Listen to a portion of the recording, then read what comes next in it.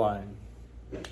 Mr. Speaker, ladies and gentlemen, take note that the case Gov gave you was kind of vague because hiding behind the euphemism of wanting to end conflict hides the bodies and the skeletons of the people you paved through in order to get that. As they say, the road to hell is paved with good intention, and contrary to popular belief, things can get worse.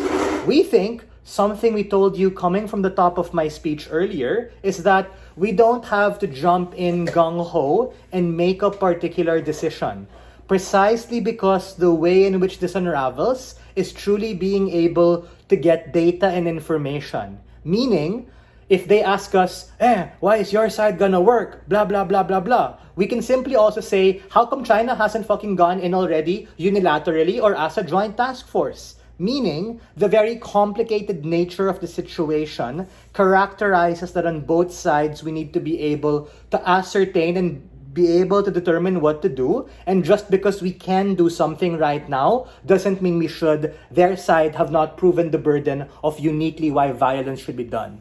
A couple of reasons why their side can't take this debate. Number one, coming from the top of their speech, they gave a rather half-baked proposal of what's gonna happen, of which we gave a POI like, bro, will this violence happen unilaterally, meaning si China lang, or this joint task force of violence?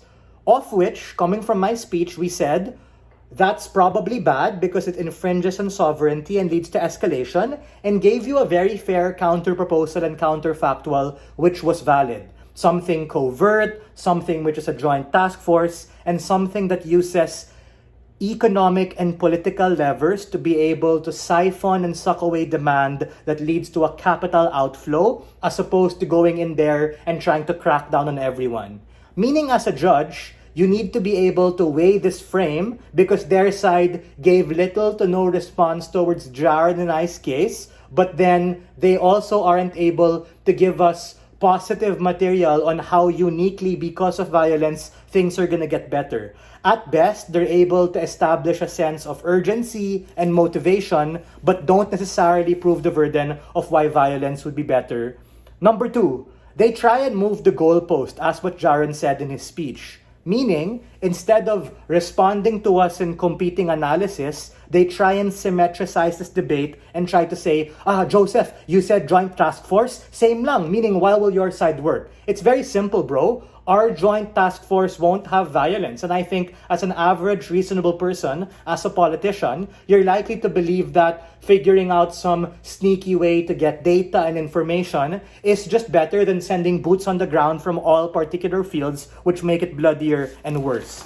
Thirdly and lastly is understanding positive material. They talked about optics for China and doubled down on that consistently throughout their speech.